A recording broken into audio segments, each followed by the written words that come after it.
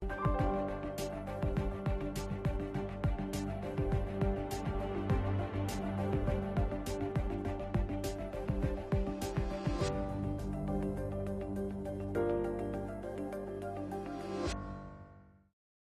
evening, ladies and gentlemen, and welcome to City Life.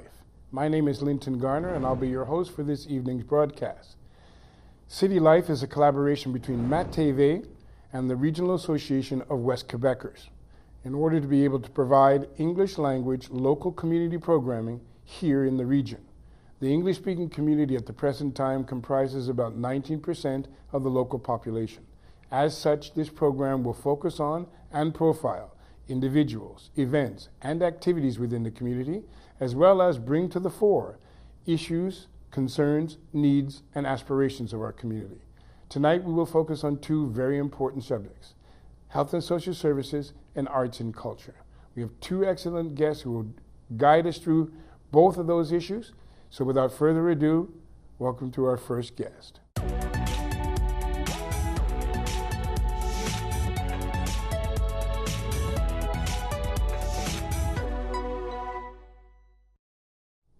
As accessing services and health and social services in English got you frustrated, got you confused, well, our next guest is here to help us through some of that confusion.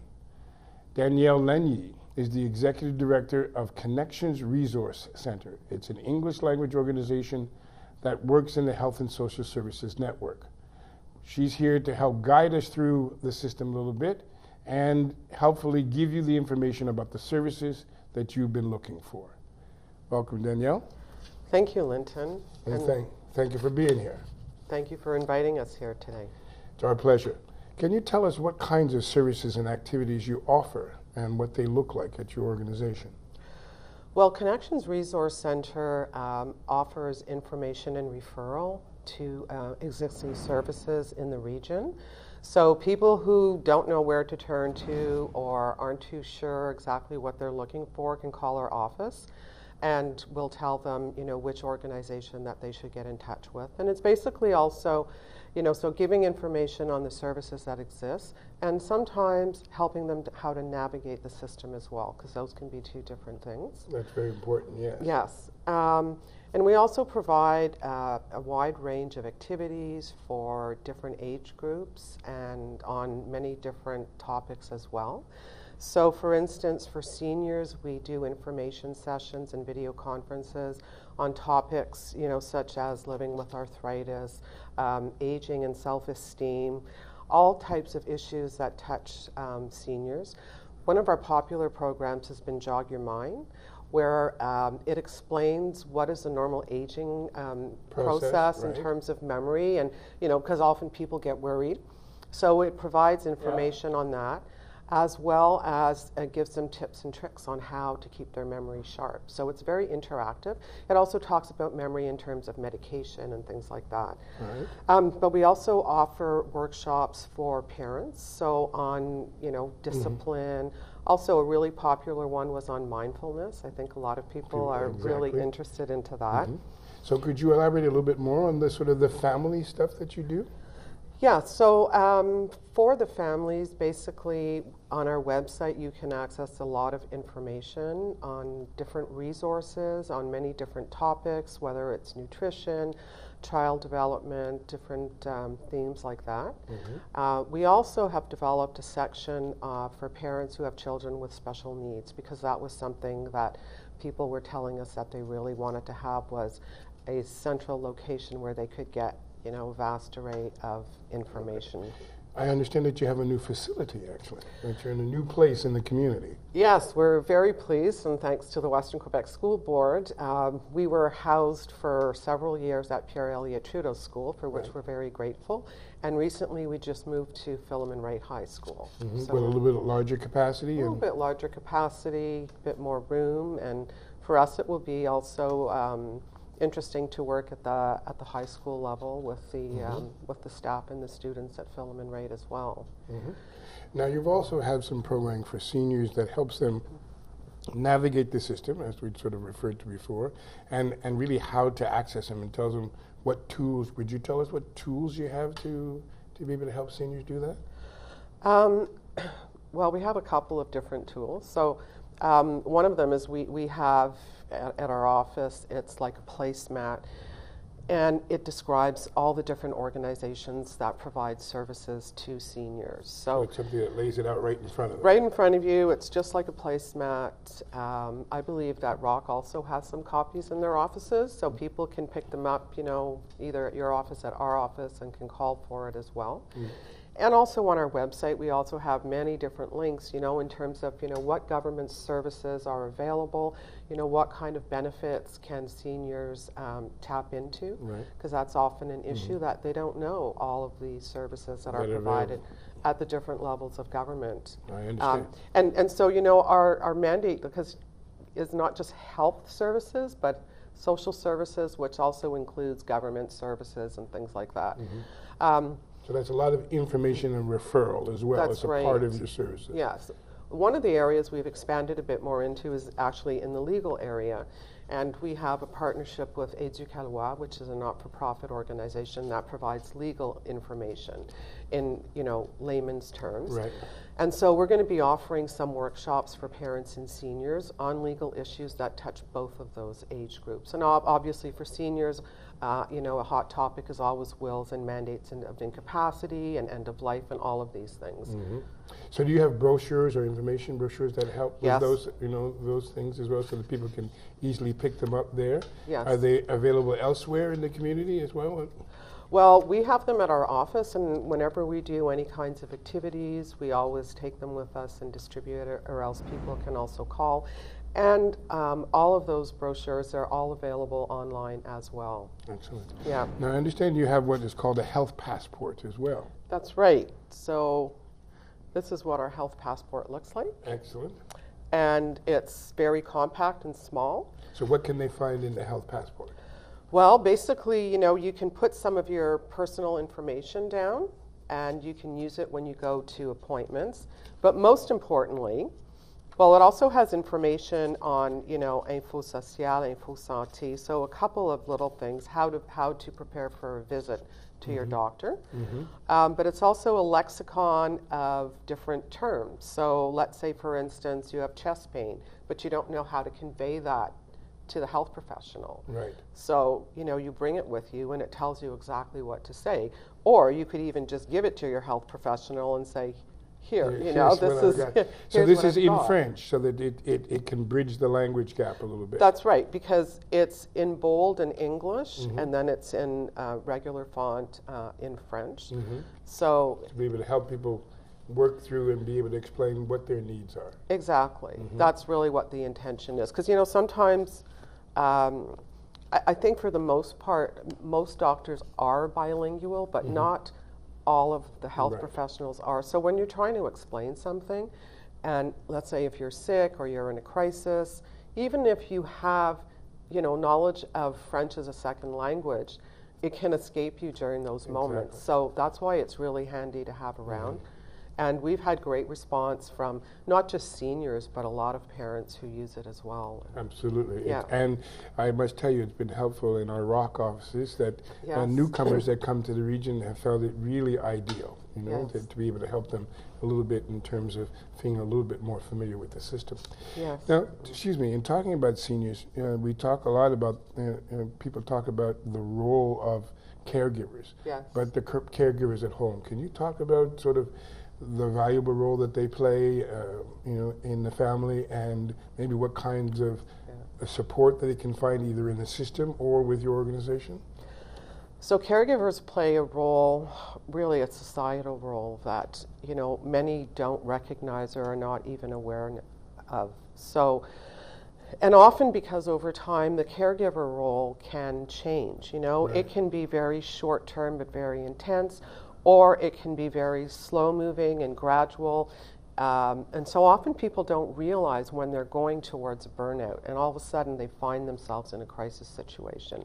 So what we want to do is really get the word out about caregivers and the importance of taking care of yourself right from the get-go, and knowing how to set your boundaries and knowing what self-care is. So recently, thanks to Outaouais, which is a regional not-for-profit organization, we received funding for a project which is being implemented in the Pontiac. So it has two components, and one is to provide support directly to caregivers. So where do you get information? How do you get information? So we have a project coordinator that the caregivers can call and speak to. Right. But the other aspect is that we're also training volunteers in the community, and we call them beacon volunteers because they shed light. Because often for us as organizations, we don't know where those vulnerable and isolated caregivers are. But the people who live there, they do know. Mm-hmm. And often they know, but they don't know quite how to help, and they do their best. So it's to provide some training for the volunteers in order for them to understand what the role is, to understand, what are the signs and symptoms of burnout, and so that they can then refer the caregiver to us, right. And then we can help the caregiver directly. We'll also be offering information sessions for caregivers on self-care, right. As well as training for the volunteers so that they kind of understand the role, they get some tips and tricks in terms of communication, information on services. And we also want to give ongoing support to the volunteers as well, so that, because we can learn from them as to what are the best strategies, to about working with certain exactly, individuals or in certain communities, et cetera. And, it could be the volunteers could be, somebody from a church or the hairdresser or somebody who works in a bank, but, whoever would come in contact with those individuals. Exactly. Mm-hmm. Now, are they recognized by the system as well? They are recognized by the system, and often people don't know, the caregivers don't know what the system has to offer. Right. So that's where we want to, bridge mm-hmm. the gap. Mm-hmm. Well, a lot of people don't know about what happens also when they're in emergency, when you've got an emergency situation. That's right. What kinds of things can we prepare for? And I mean, in terms of your association, how can you help us understand what people can do in an emergency situation?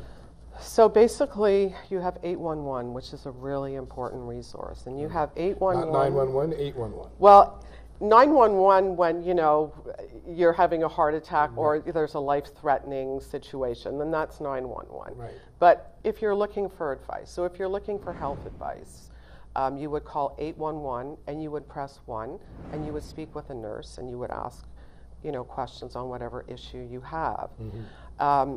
If it's a psychosocial issue, then you would again call 811, but you would press 2 and you would speak with a social worker. Right.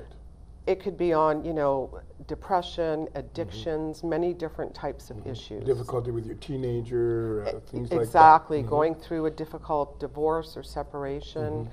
And so that's a really, really so 1 is medical service. services and 2 is like social services, much more on the personal level, yes. Non-medical in that sense. That's mm-hmm. right, and it's 24/7. Mm-hmm. Both of those services. Both of those.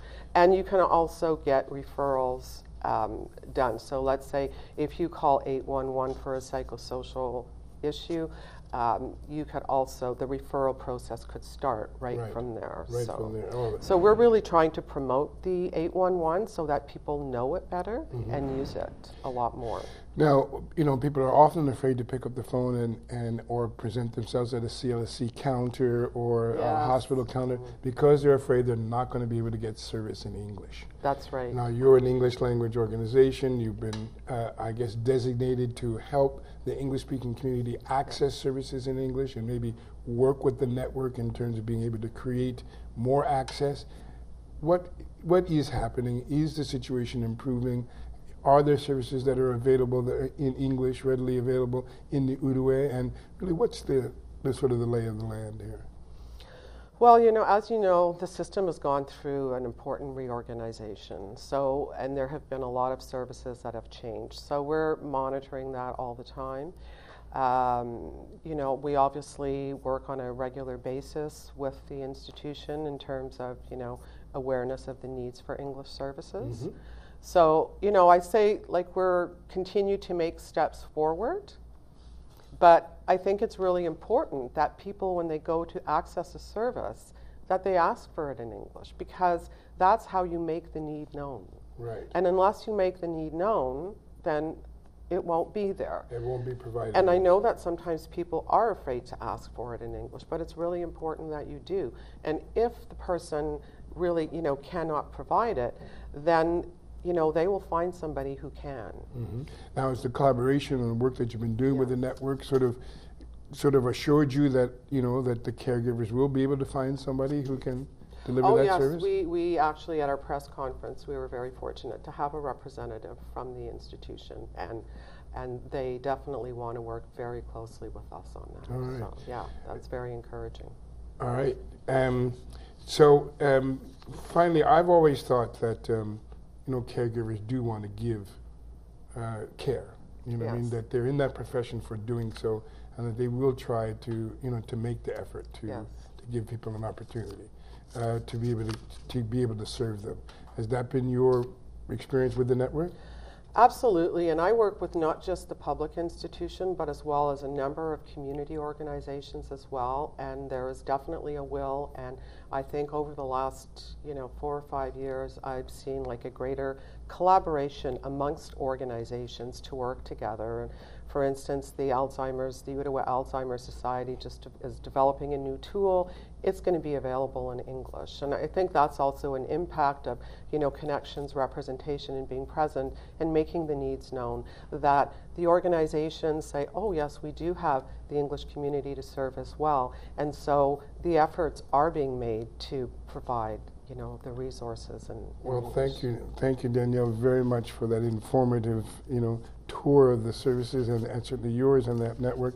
We want to thank you very much for being with us. Thank you very much for having me. Welcome.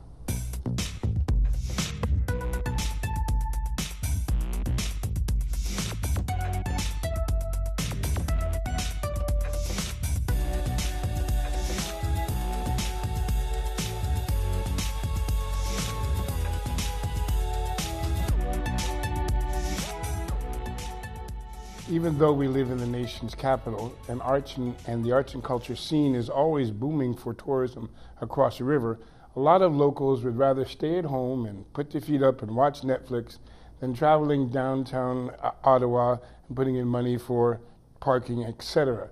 Theatre Wakefield has producing high-quality, affordable access to live performing arts right here in Outaouais for over 15 years. Community arts and culture for the English-speaking community is alive and well, and we're going to tell you how you can share in that experience with your family and friends and neighbors. We've invited our guest this evening, Ms. Leanne Olson, who is a board member of Theatre Wakefield and one of the Wakefield players, as I understand you're called. Right? She has done everything from being an actor to a props manager, a stage manager, a costume manager, and a promoter, and she's here to tell us a little bit about it. Welcome.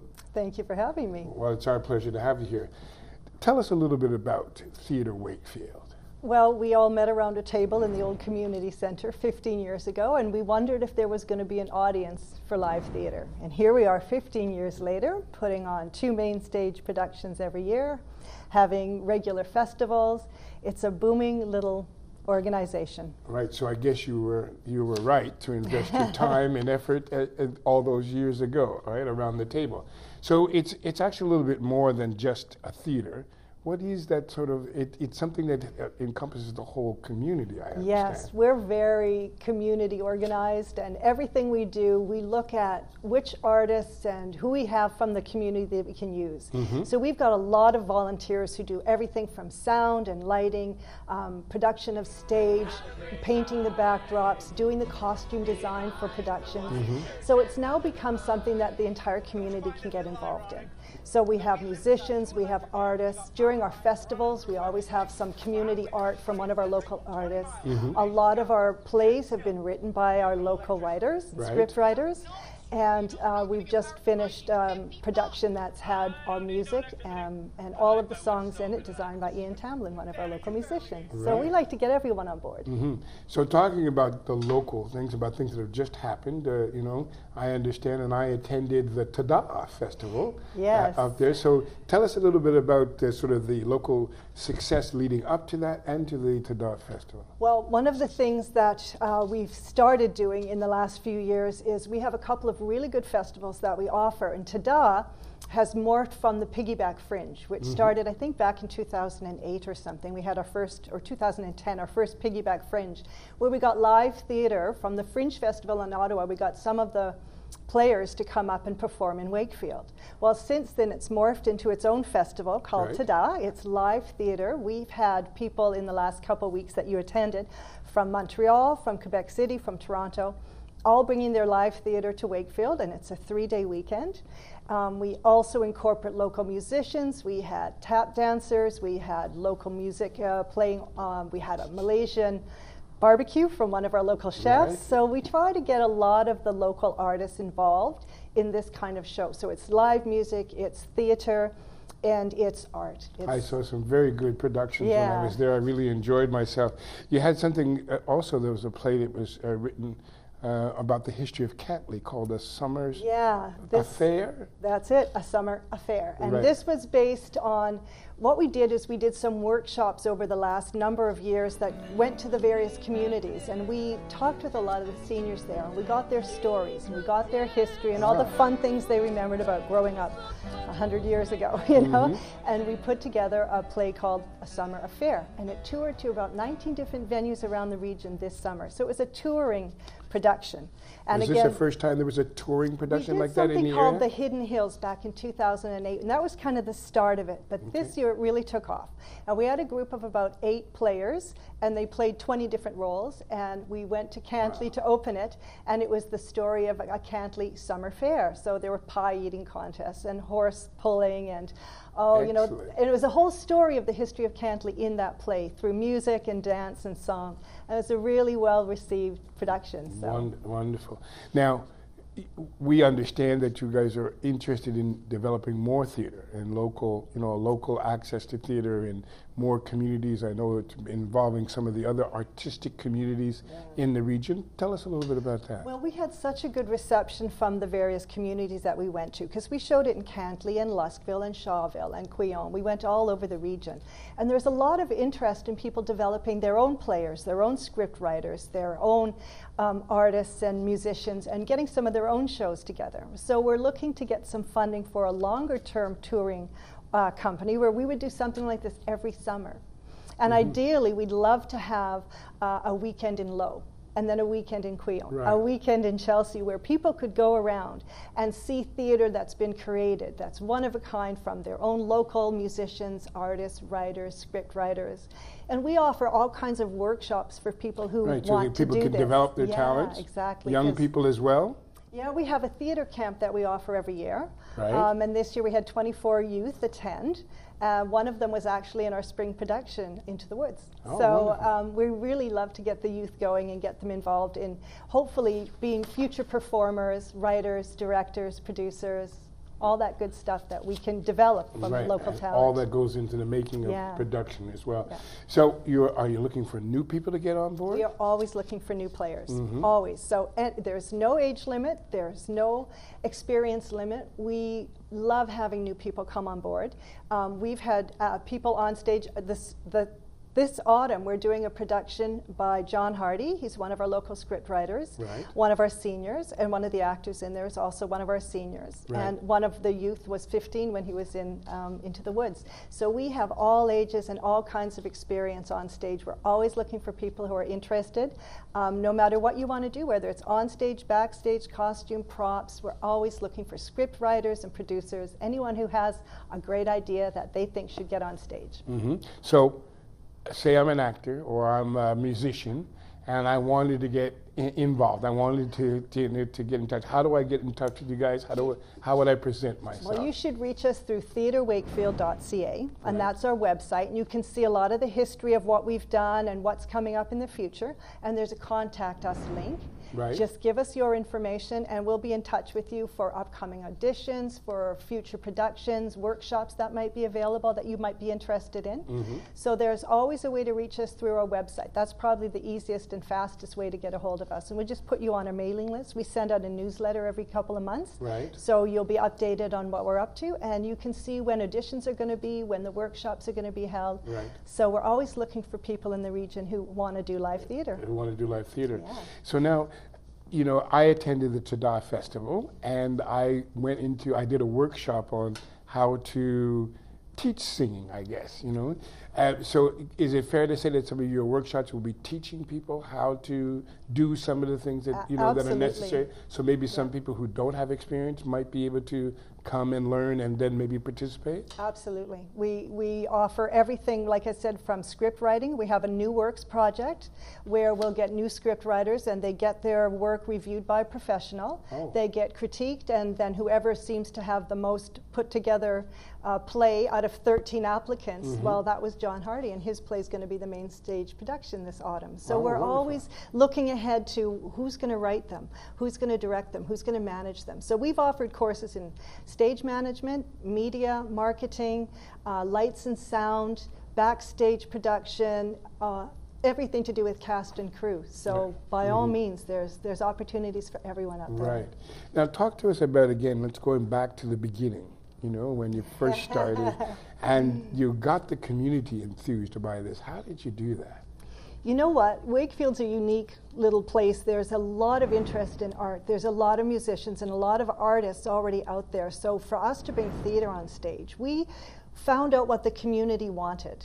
Right. And we would always go with what the community was interested in. So we've had everything from plays, a trilogy that was written. Our very first play was part of a trilogy written by one of our local writers, and it was all comedy, and they loved it. We had 27 people on stage at different times. So, you know, we got the whole community on board. More kind of like a March Brothers. Yeah, it was great fun. And then we went on from there to do all kinds of plays that were written by local people. So it has that local content. It has the interest of the population. Right.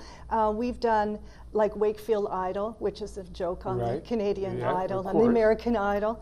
And we've had people up singing and doing ridiculous things. And we do them as fundraisers. So, you know, we've raised money for the emergency fund in Wakefield. We've raised money for individuals through live theater and readings at various places and venues. That's excellent. So that's what you're really all about. That's what we're all giving about. Back to the community. Any last words?